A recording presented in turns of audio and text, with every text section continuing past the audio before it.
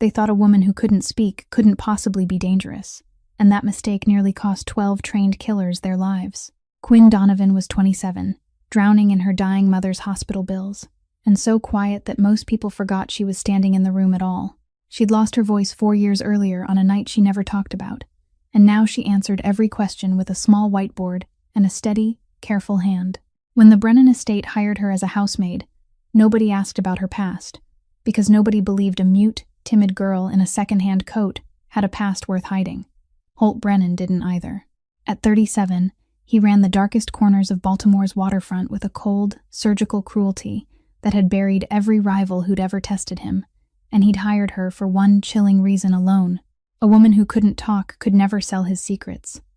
He didn't know that the silent girl polishing his floors had once been one of the deadliest tactical marksmen the city had ever trained. He didn't know she noticed everything. The cousin who whispered in empty hallways, the security camera tilted just 3 degrees too far, the unfamiliar sedan that appeared twice in 2 different parts of town. Everyone in that mansion talked freely in front of her,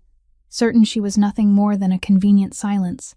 and that arrogance was about to become the most expensive mistake of their lives. Because not long after, on a rain-soaked pier with headlights closing in from every direction and a dozen hired guns stepping out of the dark, the man who trusted no one would find himself protected by the one person he treated as invisible. And when a bullet meant for his heart came screaming through the night,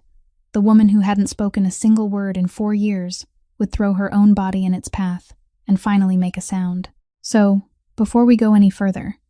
if a story about the underestimated, the overlooked, and the quiet ones who turn out to be the strongest in the room is the kind of story you love, do us a favor and hit that like button right now. Share this with someone who needs a reminder that being silent has never once meant being weak. And subscribe to the channel so you never miss what happens next. Now let's go back to the very beginning, before the gunfire ever shattered the night. To the morning, a broke, voiceless young woman walked through the gates of the most dangerous man in Baltimore. That morning, a fine drizzle fell over the old neighborhood on the east side of Baltimore, where rows of faded red brick houses crowded close together along a narrow street that always seemed to carry the damp, mildewed smell rising from the basements below. Quinn Donovan woke before the alarm had a chance to ring, the way she had every day for the past several years, and lay still for a while on the bed, pushed against a wall stained with spreading watermarks, listening to the old pipes groan inside the walls. Her rented room was so small that if she stood in the middle of it,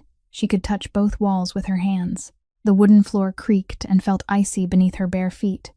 and every morning she had to place a basin beneath the leaking spot in the ceiling, so the water wouldn't spread across the only rug she owned. On the folding table beside the window lay a thick stack of bills, every one of them stamped in red by the hospital, every one of them carrying the same name, her mother's, the woman who was lying in a cancer treatment ward almost an hour away by bus. Each time Quinn looked at the final number printed in bold at the bottom of the page, she felt her chest tighten as though someone were pulling an invisible cord around her heart. She made herself a cup of watery instant coffee, drank it quickly by the window while looking down at the rain-soaked street, then opened the drawer and took out a small whiteboard no bigger than her hand, along with a marker that was nearly out of ink. She wiped away the old words and slipped it into her frayed canvas bag, with the job application documents she had pressed neatly flat inside a plastic folder. The coat she wore had been bought second-hand from a charity shop. The shoulders were a little too wide, and the color had faded,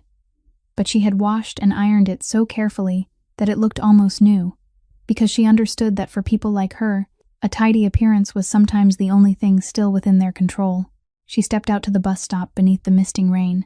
stood quietly among the crowd of early shift workers, and when the bus pulled up, she climbed aboard, found a seat by the window, placed her bag on her lap, and watched the city drift past behind the glass blurred with water. The bus passed through neighborhoods that grew more polished with every mile, from cramped rows of houses to wide, tree-lined roads, until at last it stopped near the North Harbor district, where mansions sat behind towering iron fences, and lawns were trimmed so smooth they looked like tabletops. Quinn got off and walked a little farther along a long stone wall that seemed almost endless, until she stood before the great, glossy, black wrought iron gate of the Brennan family mansion, a structure so imposing that it made her draw her shoulders in by instinct. A man in a dark suit stepped out of the guardhouse and looked her up and down with the quick, sorting glance she had known for a long time, the kind of look that had already decided she wasn't worth much attention. She said nothing, She only took the referral card from the employment agency and the interview appointment paper from her bag and handed them to him with both hands. The gate guard frowned and asked for her name, and when she didn't answer aloud but instead took out the whiteboard, quickly wrote Quinn Donovan, applying for the housemaid position, appointment at 9 o'clock, then turned the board toward him. A hard-to-read expression flickered across the man's face, half surprise and half irritation, as though her silence were an inconvenience that had to be dealt with. He said something into his radio, waited for a while, then reluctantly opened the side gate and jerked his head to signal that she should go in by the servants' entrance, a narrow gravel path that curved around toward the back of the main house. Quinn lowered her head in thanks with a small nod and stepped through the gate. Her old shoes crunched over the wet gravel, and when she lifted her eyes to the massive mansion casting its shadow over her, she drew in a deep breath, forced her slightly trembling hands to hold tight to the straps of her bag, and told herself that no matter how people looked at her, today she needed only one thing: this job, because behind every one of those red-stamped bills was one more day of life for the only person left in the world she called family. An older woman with silver hair pinned neatly into a bun and a perfectly upright walk came to meet her at the back door, introducing herself as Maid, the housekeeper of the mansion. Her voice was dry but not hostile, and her sharp eyes swept once over Quinn's appearance before stopping on the whiteboard she was holding in her hand. When Quinn wrote a greeting on the board and turned it toward her, Maeve only raised one eyebrow slightly, nodded once as though she had already been told about Quinn's silence, then turned and led her through the servants' corridor, walking as she went over the rules of the house and the flat, even voice of someone who had repeated the same things hundreds of times. Quinn followed behind her, her eyes lowered with proper restraint, but her mind was quietly taking in every detail of the space around her, with a habit that had long since settled deep into her flesh and blood: the layout of the exits, the position of the locks, the thickness of the doors, and above all, the security cameras mounted here and there along the ceiling. When the two of them crossed a bend that opened onto a stone-paved courtyard, her gaze accidentally slid up to the camera fixed in the corner of the wall above the rear door, and something made her halt for half a step, because that camera had been turned slightly away from the direction it should have been sweeping, creating a blind spot just wide enough to hide the entire set of steps and the door below. She lowered her eyes to that heavy wooden door, and at once she noticed the second thing. The edge of the lock and the wooden frame around it bore fresh scratches that were still pale in color, small but unmistakable marks left by something hard that had been slipped in and levered upward. Not the trace of time, but the trace of a human hand. Quinn stopped completely, and Maeve had taken several more steps before she realized it. She turned back to look at Quinn with irritation and asked what was wrong, but Quinn didn't answer right away. Instead, she stepped closer to the door, bent down to study the lock carefully for another moment, then took out her marker and wrote on the board, "The camera at this corner has been turned off its proper angle and has created a blind spot, and the rear door lock has fresh pry marks, so someone should check it again." Maeve read the words and briefly went still, then frowned as though she couldn't believe a girl who had arrived only minutes ago would dare comment on the security system of a house like this. But the quiet certainty on Quinn's face kept her from dismissing it outright, and after a moment of hesitation, she took out her radio and called someone over to inspect it. Only a few minutes later, a thin, tall man in a dark jacket stepped out from inside the house, introduced himself curtly as Sol Reyes, the one in charge of security, and when Maeve pointed to Quinn's board and then to the camera, his eyes passed over the unfamiliar girl with a coldness that was almost indifference before he reluctantly looked up at the corner of the wall. He stood in silence for quite a while, studying the camera that had been turned out of position and the pry marks on the doorframe. His face revealed no emotion at all, no surprise, no admiration, only a guarded and unreadable flicker deep in his eyes. And then he said shortly that he would have someone adjust it, his voice so even it seemed he was deliberately trying to lessen the importance of the discovery. It was at that very moment that a deep, cold voice sounded from the inner hallway, asking why so many people were gathered at the rear door. And when everyone turned back, a man stepped out of the shadowed passageway. He was tall and broad-shouldered, dressed in a dark suit cut with flawless precision, yet without a single piece of showy jewelry. His angular face carried the worn exhaustion of long, sleepless nights, and his eyes were so sharp that Quinn had the feeling one glance from him would be enough to read through the entire room. Maeve lowered her head slightly and called him young Mr. Brennan, and Quinn understood at once that this was the owner of the mansion. the man whom both the gate guard and the housekeeper had mentioned with a mixture of respect and fear. Holt Brennan let his eyes sweep over the situation, stopped at the whiteboard in Quinn's hand, then asked her directly what she had just written. When she silently turned the board toward him, he read those 2 lines slowly, his eyes narrowing, then lifted his gaze to look at her with an attention completely different from the sorting looks she had received since morning, a look that, for the first time that day,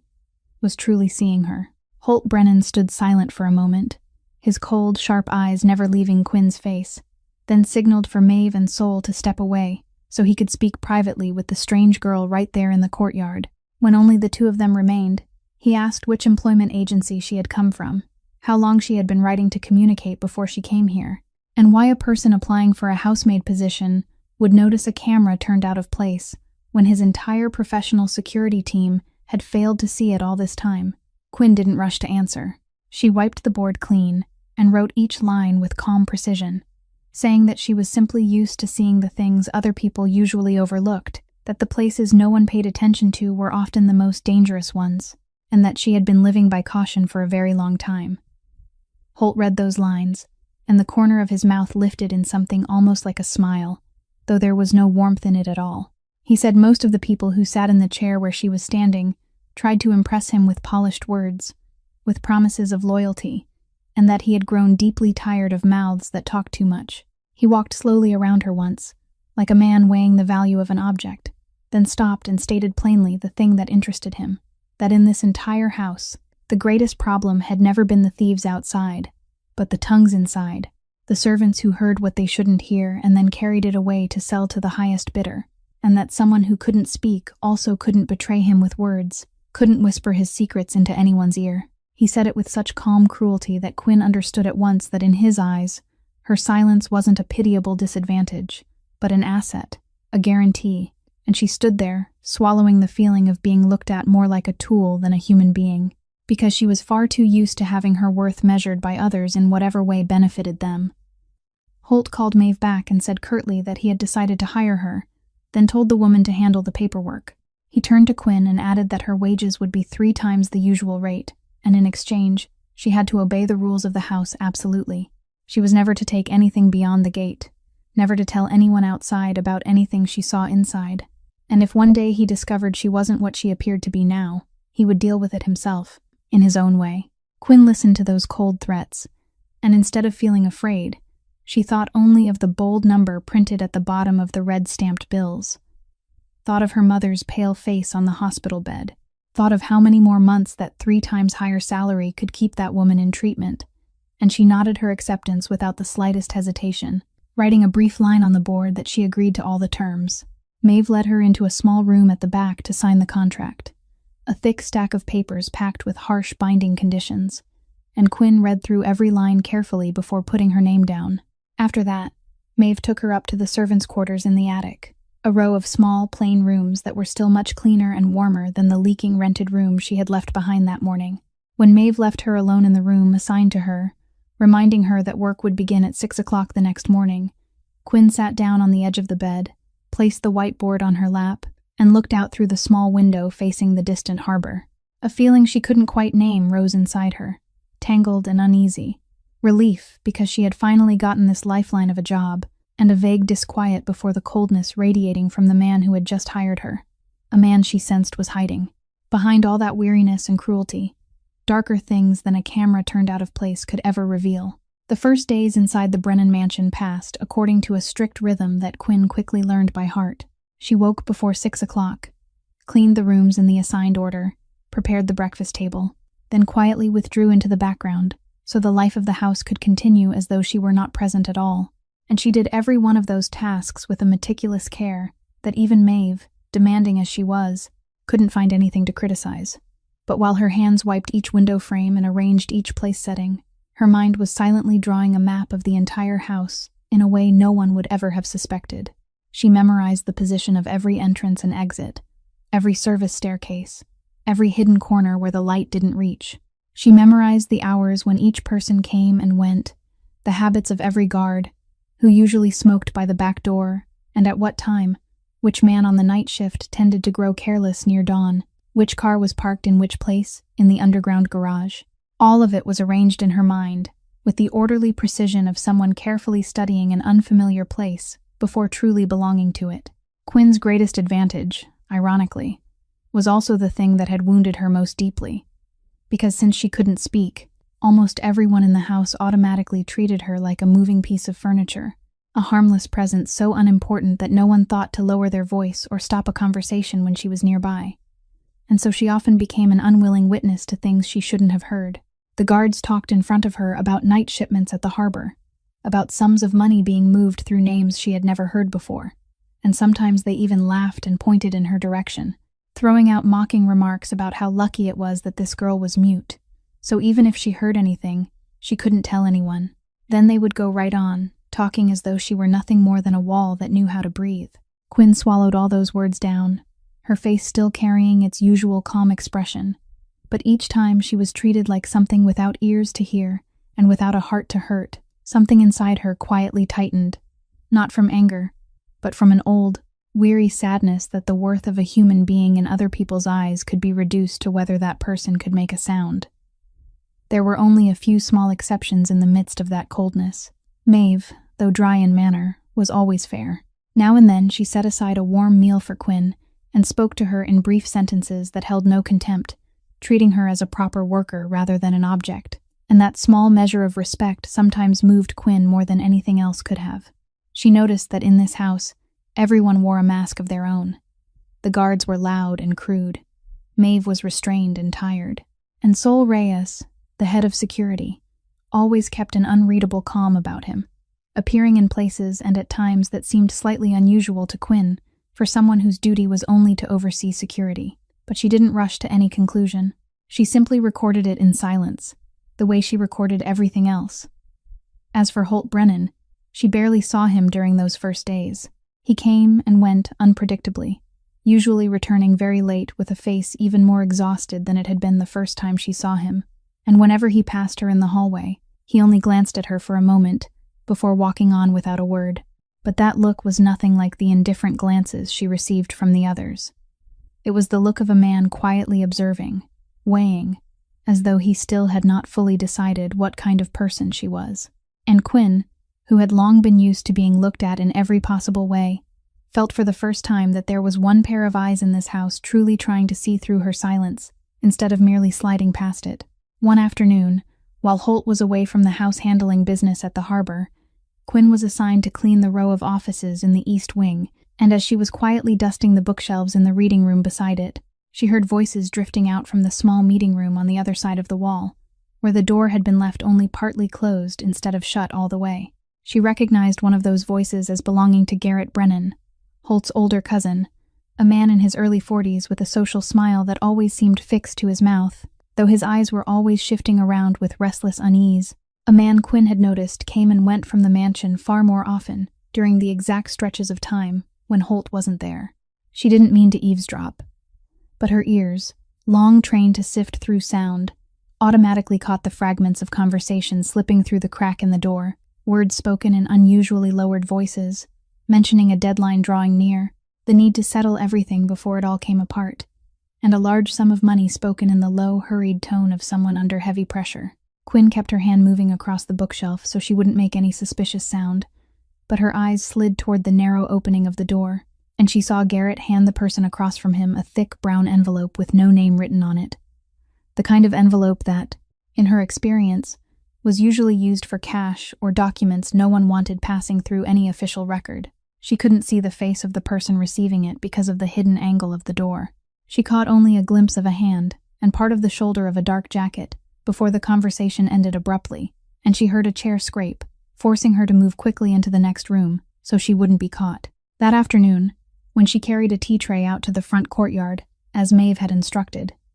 Quinn noticed another detail that stirred a faint uneasiness inside her. A gray sedan parked silently across the street from the main gate, far enough away to stay out of the direct sweep of the gate camera, with someone sitting behind the wheel in a strangely motionless posture, not looking at a phone, not leaving, simply sitting there and watching. The car had a small spiderweb-shaped crack in the corner of the passenger side windshield,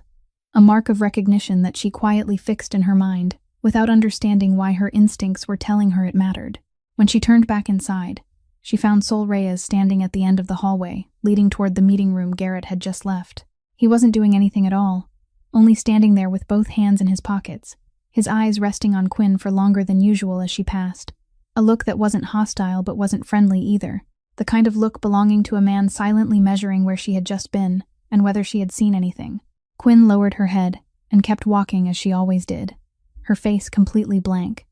But in her mind, the scattered pieces were beginning to arrange themselves beside one another in a way that could no longer be ignored. A secret meeting while the master of the house was away. An unnamed envelope of money passed from hand to hand, a strange car patiently keeping watch outside, and the oddly well-timed presence of the head of security in places where he shouldn't have needed to be. She didn't know what kind of picture those things would form when put together, and she was wise enough to understand that a silent servant, who had been there less than 2 weeks, had neither the standing nor the proof to say anything at all, so she did the only thing she could do in that moment. She stayed silent, kept watching, and quietly carved every detail into memory,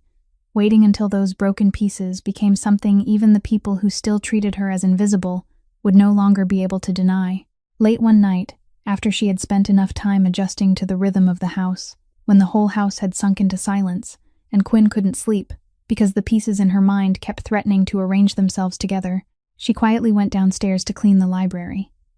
A broad room with bookshelves rising all the way to the ceiling, and warm yellow light falling across the spines of old leather-bound books, and she began her work in a stillness that made it seem as though she were entirely alone. She had no idea that Holt was there too, sitting motionless in an armchair hidden behind a row of shelves, an untouched glass of whiskey resting on the armrest, his eyes fixed on empty space, as though he were looking at something very far away. When he shifted slightly and made the chair creak, Quinn startled and turned back, quickly lowering her head as if to withdraw, because she thought she had disturbed the master of the house, but he lifted a hand to signal for her to stay, his deep voice hoarse with exhaustion as he said she should keep doing her work, that he couldn't sleep either. Quinn continued in silence, but she could feel that the cold man was different tonight, that his usual sharp outer shell seemed to have grown thinner beneath the weight of something, and after a long while, he suddenly spoke and asked her whether she knew what it felt like to live in a house where you couldn't trust anyone. Quinn paused, hesitated for a moment, then set the cloth down, took out the small board she always carried with her, and wrote that she understood what it felt like to have to carry everything alone by herself, then turned the board toward him beneath the yellow light. Holt read the words, remained silent for a long time, then let out a soundless little laugh and said that maybe it was precisely because she couldn't speak that he found it easier to talk to her, because she couldn't interrupt, couldn't judge, couldn't pretend to sympathize with the hollow phrases people were used to saying, and that it had been a very long time since he had sat in the same room with anyone without having to guard every word. He took a sip of whiskey, his gaze drifting back into empty space, then began to tell her, in the flat voice of a man who had buried something so deep it no longer hurt in the ordinary way, that his father had once sat in the very chair where he was sitting now, had built everything Holt now held in his hands, and then one night had been betrayed by the person he trusted most in the house, someone who shared the same blood, a person who sold him out in exchange for power and money, and his father had died right inside this house, killed by the hand of the very person who should have protected him. Quinn listened to every word, and she didn't write empty words of comfort, didn't show him pity. She only wrote one simple line, that betrayal by someone within the family was a wound that never fully healed, because it taught a person how to stop trusting, and that was the greatest loss of all. Holt read that line for a very long time, then lifted his eyes to look at her with an expression Quinn had never seen in him before, no longer cold and searching, but stripped down to the naked weariness of a lonely human being. And he said softly that she was the first person in many years who had understood that without needing him to explain it. In that moment, inside the silent library beneath the yellow light, two people from completely different worlds, a powerful kingpin, imprisoned inside his own suspicion, and a silent housemaid, carrying wounds she had never told anyone about, suddenly recognized in each other a strange harmony neither of them named, a quiet understanding taking root in silence. Quinn was the one who left first. She gave him a small bow of farewell and stepped out of the library with her heart beating faster than usual, reminding herself that between her and that man there was a boundary that shouldn't be crossed, that she had come here because of the red-stamped bills and not for anything else. But when she lay down in her small attic room that night, She still couldn't drive from her mind the image of his lonely eyes beneath the yellow light. And for the first time in a very long while, the familiar silence surrounding her felt just a little less empty. After that night in the library, Holt began paying attention to Quinn in a different way. It was no longer the fleeting, probing glance of the first few days, but a focused and persistent observation, because the quiet understanding she had shown that night stirred in him a question his suspicious nature couldn't ignore. How could a silent housemaid see through the loneliness of another human being through only a few written lines? And how could someone newly arrived notice a security flaw that his entire professional team had missed? He called Sol Reyes up to his office and quietly assigned him the task of checking the girl's entire background again. Every place she had ever worked, every address where she had ever lived, everything that could be dug up about the past of a woman named Quinn Donovan. Sol accepted the order with his usual calm expression, but something unreadable flickered in the corner of his eyes, and Holt didn't notice it at the time. A few days later, Sol returned with a thin file and a displeased look, reporting that most of the information about her was ordinary. A woman who had done small jobs, no criminal record, no suspicious debts apart from the enormous hospital bills for her gravely ill mother. But there was a stretch of several years in her background that was completely blank. No employment records, no clear address, and when he tried to follow that trail, he ran into a sealed portion of her file that even his connections couldn't access. Holt picked up that thin file and turned through page after page, his eyes lingering for a long time on the suspicious gap in her past, and instead of feeling distrust the way he distrusted everyone, he felt his curiosity deepen, because a sealed past meant she had once done something important enough for the government to hide, not something shameful enough for her to hide by herself. He began noticing the small details in the way she moved through the house, the way she always sat with her back to the wall and her face toward the exit, the way her eyes could sweep through an unfamiliar room in a split second and grasp the whole layout, the way her hands never trembled when holding something heavy or when standing near the large guards. None of those things belonged to an ordinary housemaid. And the more he watched, the more he believed that this silent woman was carrying a secret far greater than her worn and desperate appearance suggested. As for Quinn, she quickly realized she was being watched more carefully. She could feel Holt's gaze lingering on her longer whenever he passed by,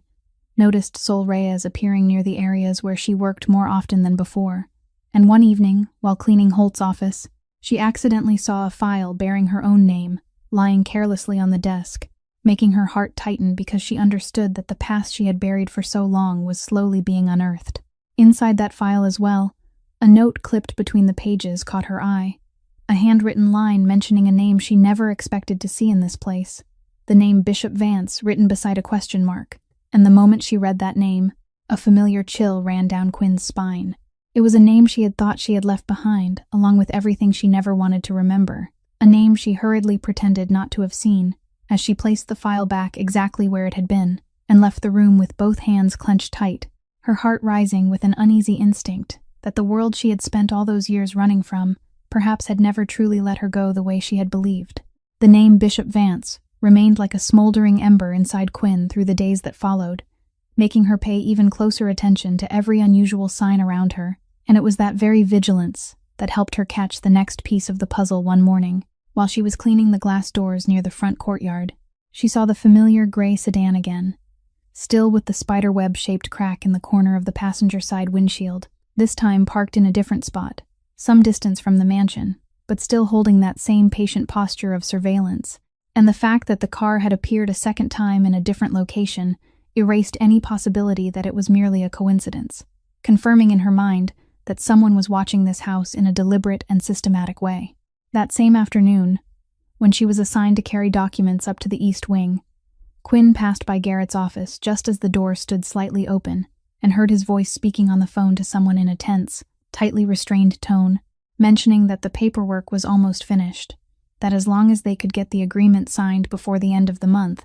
all the debts would be wiped clean, and that the other side only needed to be patient for a few more days, because the hardest part was about to be resolved. Those words, when placed beside the envelope of money and the secret meeting from before, made the picture in Quinn's mind much clearer. She didn't stop for long, but kept walking like an indifferent servant. Yet that evening, when she was given the task of cleaning the small meeting room in the East Wing after everyone had left, She happened to see a stack of documents someone had carelessly forgotten on the table. When her eyes skimmed the first page, her heart began to beat faster because she realized it was a contract transferring control of part of the North Harbor District. The area she knew was the core asset that formed the Brennan family's power, drafted to pass into the hands of an intermediary legal entity under vague terms that, even at a glance, she understood would drain power from Holt's hands without him knowing it at all. Quinn stood still for a moment, weighing very quickly whether to ignore it and keep herself safe, or to do what the old instinct inside her was urging her to do. Then she decided. She took the old phone from the pocket of her apron, a battered device. Yet its high-end camera was the one piece of surveillance gear she had kept from her tactical days. She listened once more for any movement in the hallway to make sure no one was there, and swiftly, decisively photographed every important page of the contract, making certain to capture the names, the numbers, and especially the name of the intermediary legal entity meant to receive the transfer, before placing the stack of documents back exactly as it had been, as though she had never touched it. She did all of it with a calm and precision, so cold it was almost frightening. Her hands didn't tremble. Her breathing stayed even. It was a kind of practiced competence, whose origin she herself didn't want to think about. Then she left the meeting room,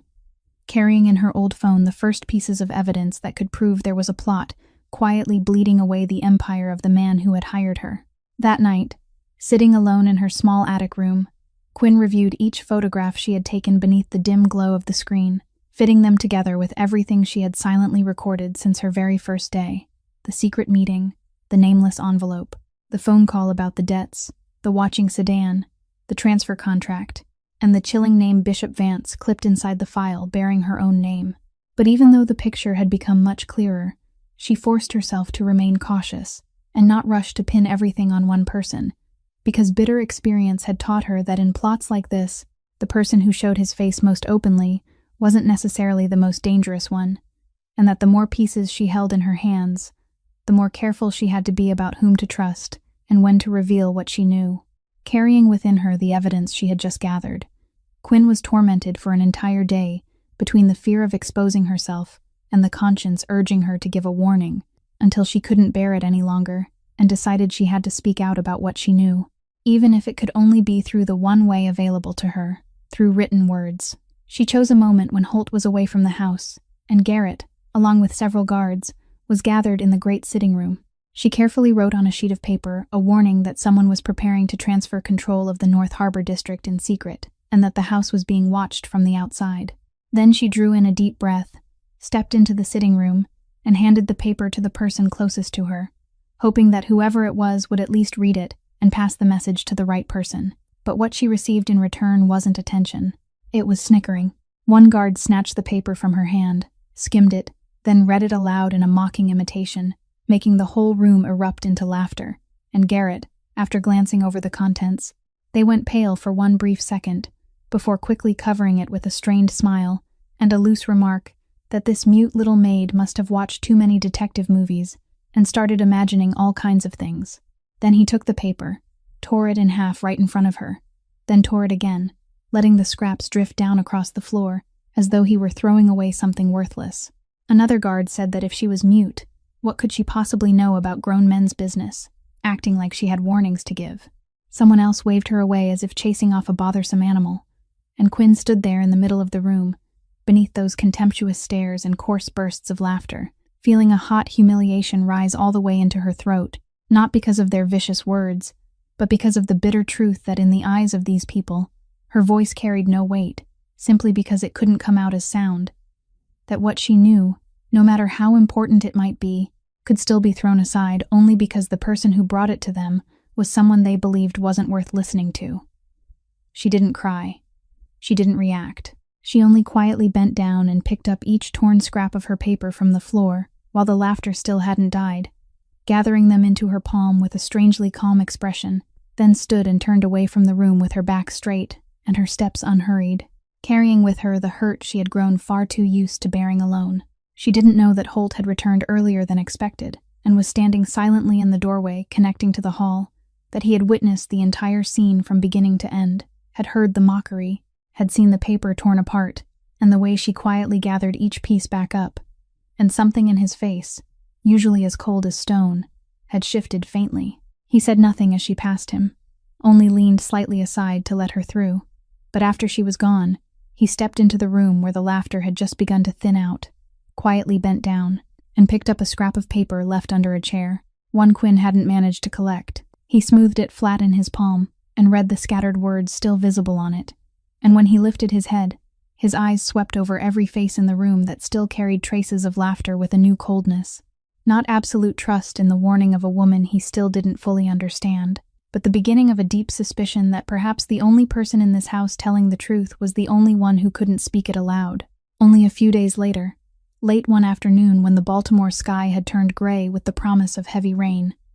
Garrett came to Holt with an urgency that had been carefully staged, saying that the partners on the other side wanted an immediate meeting to negotiate an important agreement at the old warehouse out by the North Harbor that very night, that this was a rare chance to settle the tensions that had been smoldering for so long, and that they required Holt to come in person, with only a small detail, without bringing too many men, in order to show goodwill. Holt listened with a face that revealed nothing, but inside him, the scrap of paper he had picked up under the chair days earlier, and Quinn's torn warning echoed again. And though he wasn't completely certain of anything yet, the survival instinct sharpened through years in the underworld told him that something was very wrong with this unusual haste. Quinn, when she overheard the guards preparing vehicles for the evening trip and mentioning the warehouse location at the North Harbor, immediately felt her blood run cold, because all the pieces she had gathered for so long suddenly locked together into one single picture, clear enough to chill her to the bone. The secret meeting, the envelope of money, the harbor contract, the watching car, all of it was leading to the very trap being laid beneath the cover of a negotiation. She knew she couldn't simply stand by and watch, and she also knew that if she tried to warn them with another piece of paper, the result would be no different from before, so she did the only thing that could truly change the situation. She quietly went down to the underground garage before the time of departure, where the assigned driver was preparing the car, and with her familiar calm and her whiteboard, she signaled that Maeve needed to see him urgently inside the house, enough to make him leave for a few minutes. When Holt stepped down into the garage in his dark coat, he stopped for a moment when he saw that the person sitting behind the wheel wasn't his usual driver, but Quinn, the silent housemaid, both hands steady on the steering wheel, her calm eyes watching him through the rearview mirror. And when he narrowed his eyes as if to ask a question, she simply lifted the board where she had already written that tonight she should drive, that he would be safer, and that he needed to trust her this once. Holt looked at her for a long time beneath the cold yellow lights of the underground garage, and in that decisive moment, between the suspicion that had become his instinct and something in the steady gaze of this woman, he chose the thing even he hadn't expected. He opened the rear door and got into the car, saying shortly that he hoped she knew what she was doing. The car rolled out of the mansion as the first drops of rain began to fall, and the closer they came to the North Harbor, the emptier and darker the surroundings became. Rows of abandoned warehouses rose like black silhouettes against the sky. The wet road glimmered with reflected patches of thin yellow light, and Quinn kept the wheel steady, while her eyes never stopped sweeping over every shadowed corner, every alley between the warehouses, recording each strange detail with the absolute focus of someone entering dangerous ground. Just as the car turned onto the narrow road leading to the appointed warehouse, the rain suddenly came down harder. And then from the darkness on both sides, pairs of blinding headlights flared to life all at once, tearing through the night and sealing off both the way ahead and the way behind. One car shot out to block the front. Another rolled in to lock them in from the rear, trapping their vehicle in the middle of an ambush that had clearly been waiting for them all along. From the back seat, Holt spat out a curse, called Quinn's name, and demanded to know what was happening, while armed shadows began stepping out from behind the circles of glaring light. And in that life-and-death moment, the woman who had not spoken a single word in all those weeks tightened her grip on the steering wheel, lowered herself down, and prepared to do the one thing none of the men closing the circle around them could possibly have expected. In the split second as the armed shadows closed in, Quinn didn't panic. She reacted with deadly calm, screaming the only command inside her own head. She had to get him out. She slammed her foot down on the gas and turned the wheel with decisive force, sending the car roaring straight into the narrow gap between the vehicle blocking the front and the warehouse wall, squeezing through so tightly that metal ground against metal and spat sparks, slipping out of the trap with a driving maneuver that only someone who had been properly trained could have performed on a slick road with visibility blurred by the curtain of rain. The first gunshots cracked through the air. Bullets punched into the body of the car and shattered the rear window. Holt threw himself down onto the floor by instinct, while Quinn kept one hand steady on the wheel and kept changing direction so the car wouldn't become a fixed target. Her head lowered, her eyes still locked on the road ahead, while also tracking the dark shapes, chasing them through the broken rearview mirror. The car broke through the first ring of the ambush, but the hired killers quickly jumped into their vehicles and gave chase. And when one of their cars surged forward to block the next turn, forcing Quinn to brake hard, she understood that they couldn't keep running forever. So she made a cold decision. She grabbed the handgun she had quietly prepared in the car ahead of time, lowered the window by a narrow crack, and with several shots of astonishing precision, she blew out the headlights of the pursuing car, then hit its front tire, sending it spinning sideways out of control and blocking the men behind it, opening a precious gap for her to continue getting Holt away. From the back seat, Holt looked up at the woman steering and firing with the skill of a true professional, and even in the midst of mortal danger, he couldn't help being stunned by the realization that the silent housemaid everyone in the mansion had looked down on was in fact someone entirely different from what he had believed. But the killers hired to come here were not ordinary men. They were many, and they were well organized. And when Quinn's car was forced to slow at a dead end, blocked by disorderly stacks of containers, another team had already managed to circle around and cut them off, forcing her to make the reckless choice to stop the car, pull Holt out, and escape on foot through the maze of cargo. The two of them moved along the darkness between the rows of containers, Quinn in front, shielding Holt behind her. Every step she took was calculated to keep him in the safest possible zone, and when a killer suddenly appeared from a blind corner and aimed his gun straight at them, everything seemed to slow down for one breathless, drawn-out instant. Quinn saw the barrel aimed directly at Holt. She saw the man's finger tighten on the trigger, and without 1 second of hesitation, she threw herself forward, shoved Holt down, and put her own body between him and the bullet. In that sharp explosion of sound, she felt a burning force tear through her shoulder and knock her off balance. Then a searing pain like something ripping her open spread through her whole body as she collapsed onto the cold, rain-soaked concrete, hot blood quickly spreading and soaking through the fabric over her shoulder blade. Holt caught her in his arms, his face stripped for the first time in his life of its usual iron calm, and in that very second, when pain and the fear of losing him forced everything she had buried for so many years to break open all at once, a hoarse sound suddenly tore out of the throat of the woman who had been silent for 4 long years, broken and ragged and uneven, yet unmistakably clear. It was his name, Holt, the first call she had spoken after all those years of silence, a call she paid for with her own blood. Holt went rigid, his eyes widening as he stared at her, unable to believe what he had just heard, and in the moment, he heard that shattered voice calling his name through the rain and gunfire. Something inside the ruthless, lonely man he had been for so long cracked and collapsed completely. He held her tight, forcing every bit of strength he had left into dragging her behind the cover of a container wall, his trembling hand pressing hard against her bleeding wound, his mouth calling her name again and again, telling her she had to hold on, that he wouldn't let her die in this dark place. Not the woman who had just saved his life, not the only person who had dared to stand between him and death when everyone else only wanted him gone. Hiding behind the wall of containers in the heavy rain,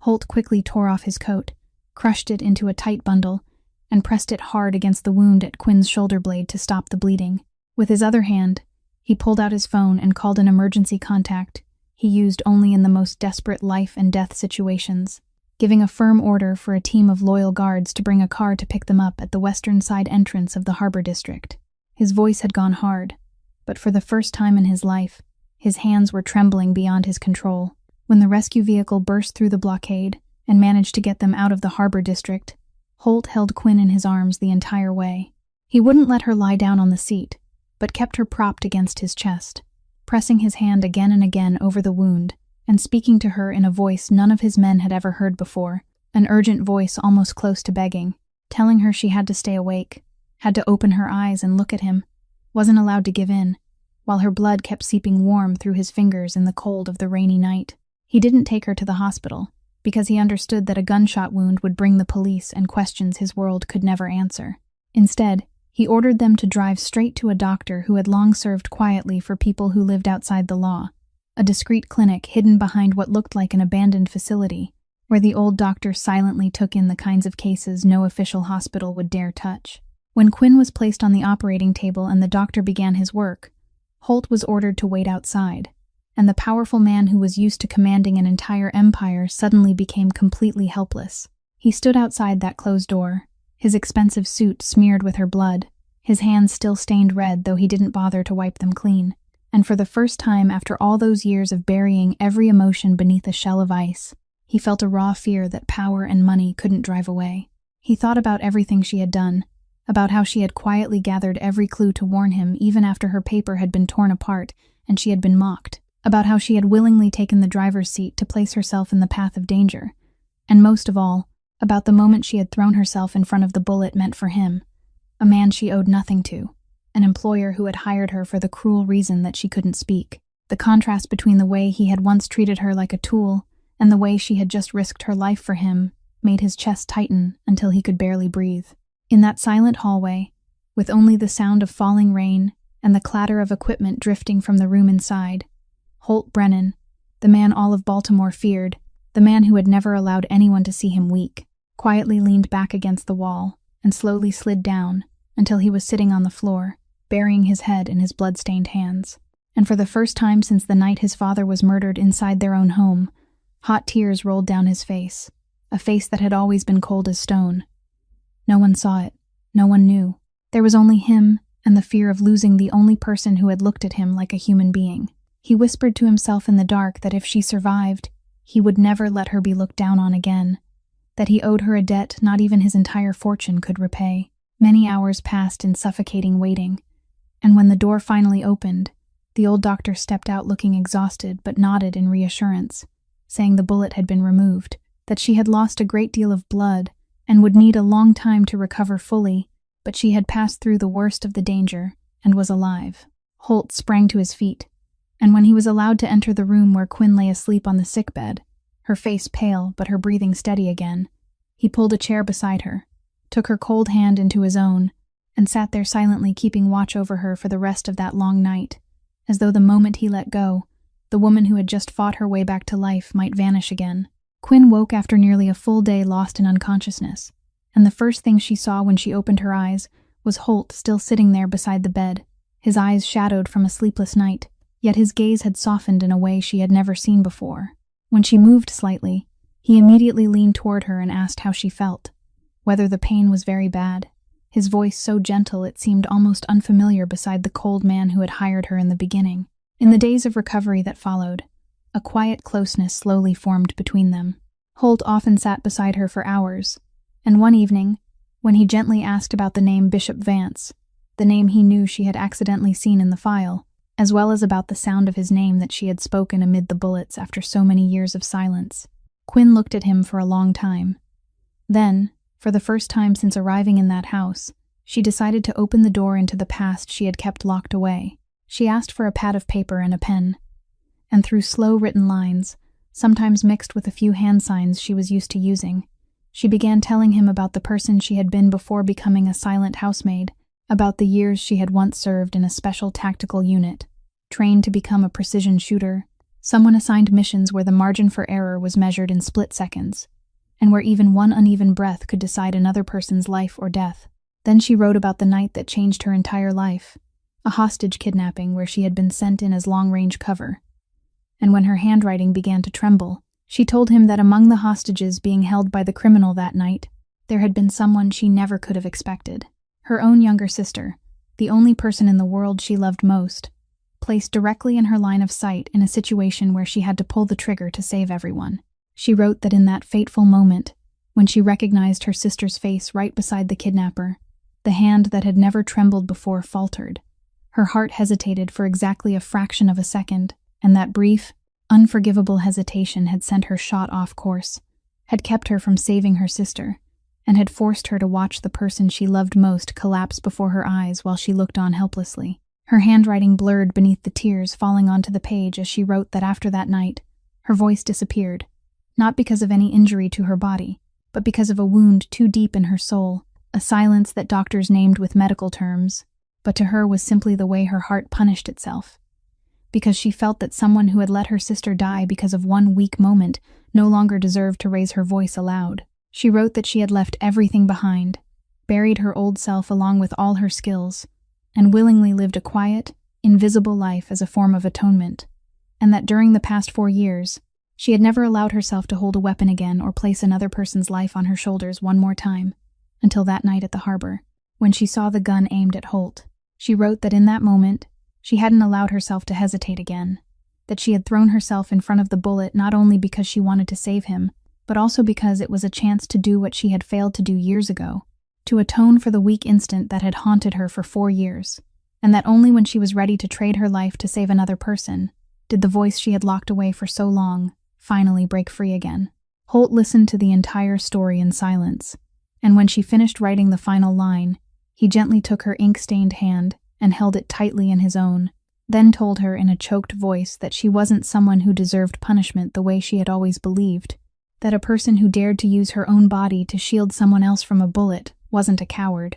but the bravest person he had ever known, and that it was time for her to stop imprisoning herself in silence and begin forgiving herself. During the days of recovery, as her body slowly healed, Quinn's mind never rested. She kept turning over in her head the entire chain of events that had led to the trap at the harbor, and the more she thought, the more she realized that something didn't fit in the picture everyone was rushing to accept, because every accusation was being aimed at Garrett as the sole mastermind. Yet the instinct of someone once trained to analyze a scene told her that Garrett, with his obvious clumsiness and exposed nervousness, was only a pawn, not the true hand controlling the game. She began linking together every small detail she had quietly recorded from the earliest days, and the first piece that made her go cold was the camera turned aside to create a blind spot at the rear door on the day she had arrived, because now she realized something she had not had time to think through back then, that a camera didn't turn itself out of position. Someone had to adjust it, and the only person with full authority to interfere with the security system without drawing suspicion was the head of security, Sol Reyes, the man who had stood there watching her discovery with cold caution instead of gratitude. She remembered how Sol had always appeared in unusual places at unusual times, standing at the end of the hall after Garrett's secret meeting, lingering near the areas where she worked far more often than necessary, and she remembered the hand and the partial shoulder of a dark jacket she had glimpsed through the crack in the door when someone received the envelope of money from Garrett, a detail whose face she had not seen clearly then, but now, when placed beside the rest, the color of the jacket and the shape of the body matched Sol in a frightening way. She remembered that Sol himself had been the one assigned to investigate her background and report back to Holt, a position that allowed him to control what information was exposed and what information was hidden, and she suddenly understood that if there was a truly dangerous insider in this house, it had to be someone who controlled security, controlled information, and could disable every layer of protection from the inside, without anyone suspecting a thing. And every one of those conditions pointed toward one person alone. Quinn realized the trap at the harbor had been set with such precision that it couldn't have been the work of Garrett alone, a man drowning in debt and panic, because to lead Holt to the right place, at the right time, with the smallest possible number of men, and to neutralize every warning and every layer of security, it required a professional hand that understood the Brennan family's defenses from the inside out, and Garrett simply didn't have that ability. She understood that Garrett was only the pawn pushed out in front, the man with debts that made him easy to manipulate, the obvious one meant to become the scapegoat and absorb all suspicion when everything collapsed, while the true puppeteer remained calmly at Holt's side under the cover of a loyal protector, still able to reach him every day. And that was the deadly danger hanging over them all. The more Quinn pieced things together, the more clearly she saw that if Sol had already been willing to lure Holt into a death trap once, then the failure of the first trap would only force him to strike again, and the next time would be more direct and more ruthless, perhaps inside the very house everyone still believed was safest. That fear made it impossible for her to stay lying down any longer. She forced herself to sit up, despite the wound that had not yet healed,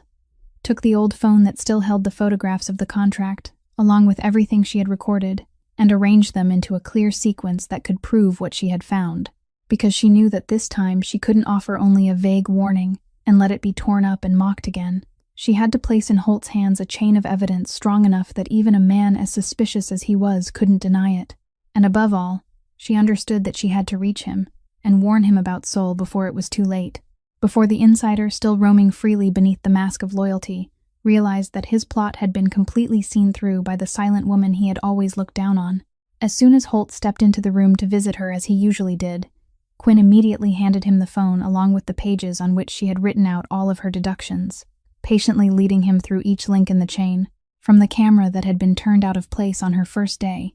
to the color of the jacket worn by the person who had received the envelope, to the fact that only Sol had enough control over security to disable every warning and lead him into the trap. Holt read it all with a face that grew darker by the moment, because although his suspicious nature made him want to argue against it, every piece of evidence she offered fit with the very things he himself had faintly felt uneasy about,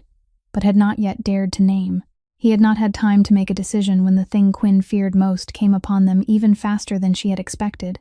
because Sol Reyes, being a professional, had already sensed that the woman who survived the harbor trap was becoming a threat to him, and he decided to finish it inside the mansion itself, using his control over security to send most of the loyal guards off duty at the same time, and place his own men in key positions under the excuse of a shift change. The lights in the room suddenly went out when Sol cut the main power system, plunging the entire floor into darkness, and Holt understood at once that the attack had begun. He pulled Quinn behind the door and drew the gun he always carried with him, but the wound in her shoulder meant Quinn was no longer in the same condition she had been that night at the harbor. Every movement sent pain cutting down to the bone, and this time the situation was different. They were no longer the ones taking action. They were prey being hunted inside their own den. Careful footsteps sounded in the dark hallway outside, and when the door was kicked open, Holt fired first, but he was overwhelmed by their numbers, forcing him and Quinn to retreat deeper inside, moving through dark rooms as Quinn, who had already memorized the entire layout of the house from the earliest days when she had treated every hallway like a scene to be studied, guided him along a little-known service corridor so they wouldn't be driven into a dead end. Though her shoulder hurt and blood had begun seeping through the bandage again, Quinn still kept a cold clarity. She signaled for Holt to work with her, using the darkness and her knowledge of the terrain to turn their weakness into an advantage. And when two of Sol's men rushed in from different directions, she had already calculated their movement from the sound of their footsteps and the layout of the room, warning Holt in time for him to bring one man down, while she used her own wounded body to lock the other man's arm in place and take his weapon with a dangerous hold.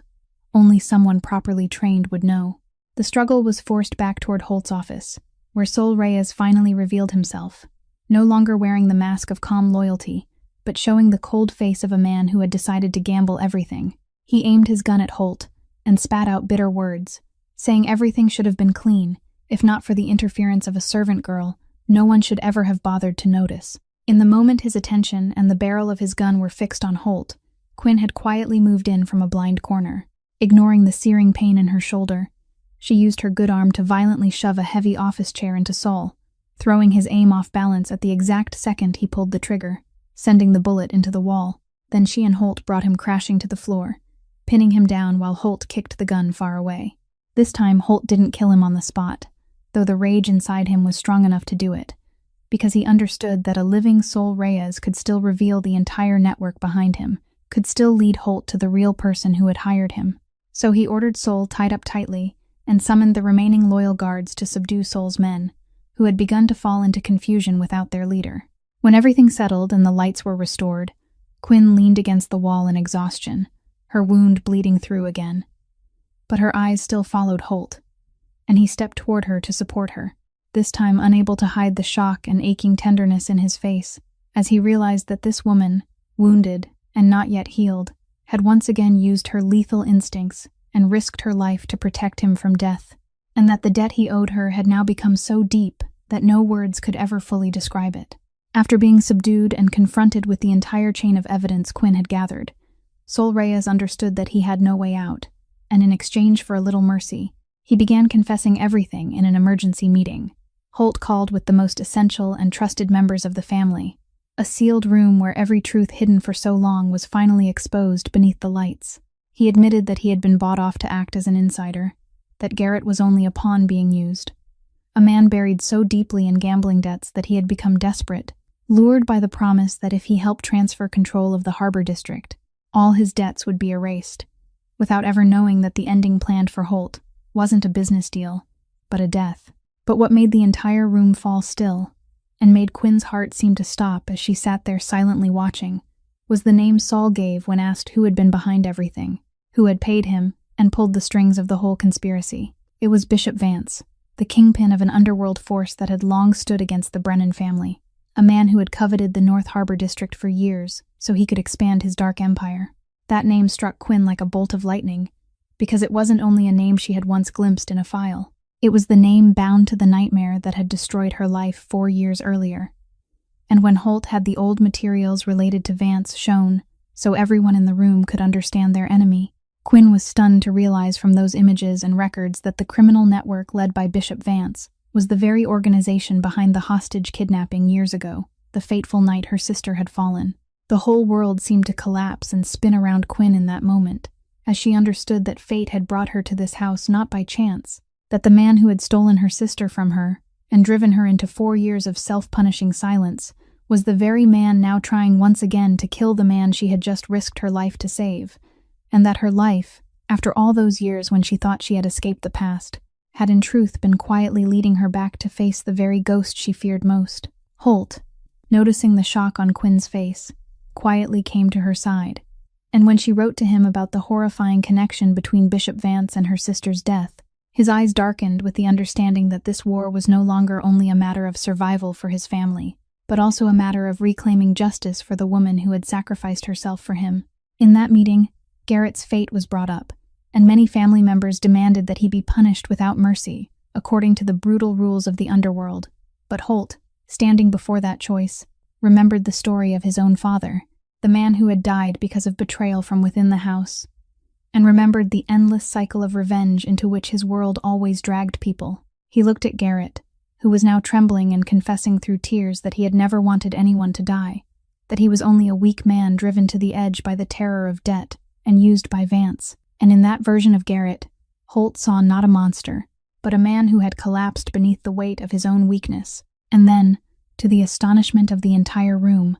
Holt declared that he wouldn't kill Garrett, that he was too tired of the bloody cycle his father had once fallen victim to, that Garrett would be stripped of all power and permanently exiled from the family, forced to live the rest of his life with his own cowardice. But Holt would not stain his hands with the blood of someone from his own bloodline again. And in that decision, the man once known for his cold cruelty quietly chose a path completely different from the one the underworld, and even his own father, had once walked. With Sol Reyes's confession and all the evidence Quinn had patiently gathered from the earliest days, Holt stood before a turning point. He could use the power and violence of the underworld to destroy Bishop Vance with his own hands,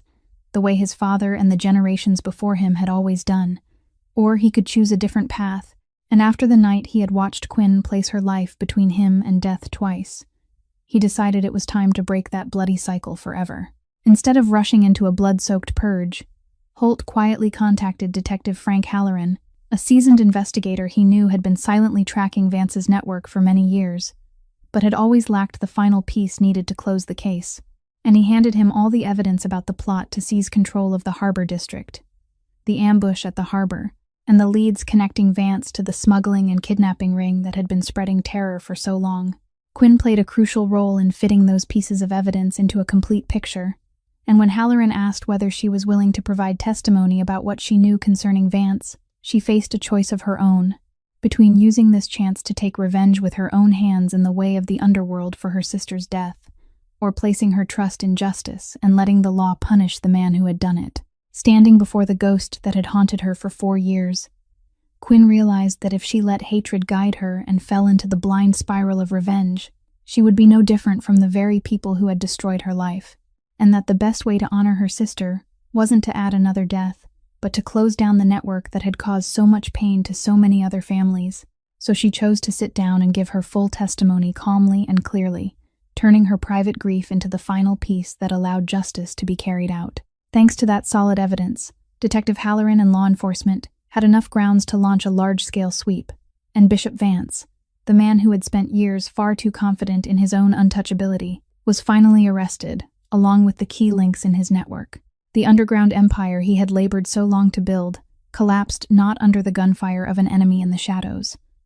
but under the light of the law and evidence that couldn't be denied. When Quinn heard that Vance had been led away in handcuffs, she stood silently by the window for a very long time, and for the first time in 4 years, she felt part of the weight pressing on her chest lift away, not because she had taken revenge, but because she had done what was right, because her sister could finally rest now that the man responsible was paying the price in the way he should have paid long ago. As for Holt, he began making changes he once would never have dared to imagine. Step by step, he withdrew from the darkest operations of the underworld and redirected the harbor business onto a legal path because he understood that those very shadows had fed betrayal and bloodshed through generations of his family, and he no longer wanted to live a life where every morning he woke up having to suspect everyone around him. And among the first things he did as a man trying to change, Holt quietly paid off the entire enormous hospital bill for Quinn's mother and moved her to the best treatment facility money could provide,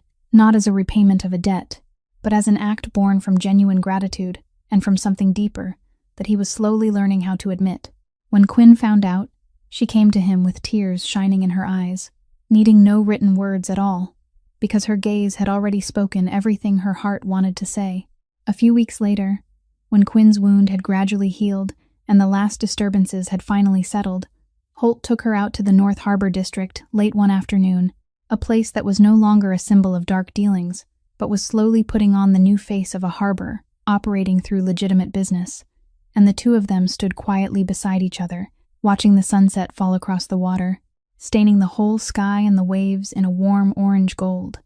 A scene so peaceful, it was almost hard to believe after everything they had been through together. Holt stood there for a long while in silence, then finally turned to her and asked the question that had been aching in his heart all this time. Why that night at the harbor, when she could have kept driving and saved herself, she had turned back and thrown her own body in front of the bullet meant for him, a man who, to her at the time, was nothing more than a cold employer who had hired her for a cruel reason. Quinn looked at him for a long time. Then instead of reaching for the familiar whiteboard the way she had done through all those months, she drew in a deep breath, and with all the courage she had found again, she spoke. Her voice was hoarse and still trembling because it hadn't been used for so long, but every word came out so clearly and sincerely that Holt held his breath as he listened. She said she had turned back because he was the first person after all those years who had looked at her as a real human being and not as a worthless silence. That while the whole world saw only a mute woman who wasn't worth hearing, he had been the only one willing to bend down, pick up the words she had written, and believe that they mattered. She said the dignity he had given back to her, the feeling of being seen as a whole human being, had awakened the person inside her whom she had believed had died with her sister 4 years ago, and that when she saw him in danger, she understood that she couldn't lose one more person who had treated her with respect, even if saving him meant paying with her own life. Holt listened to those words with reddened eyes, and he gently reached out to take her hand, saying that she was the one who had saved him, not from the 12 gunmen at the harbor, but from the ruthless and lonely man he had become after so many years of living in suspicion and hatred, that she had taught him true strength didn't lie in making others fear you, but in daring to trust and cherish another person, and that he wanted to keep walking this new path with her, a path of light instead of darkness. And Quinn, for the first time in many years, smiled a full smile and nodded softly, letting her hand be warmed in his beneath the fading sunset. The story of Quinn and Holt did not close with gunfire or bloodshed, but with understanding and a love that healed the deepest wounds in the souls of two people who had seemed to have lost everything. And perhaps the greatest lesson this story leaves for each of us is that a person's dignity should never be measured by whether that person can raise a voice aloud, nor by status, wealth, or appearance, because sometimes the people who are most underestimated, most forgotten,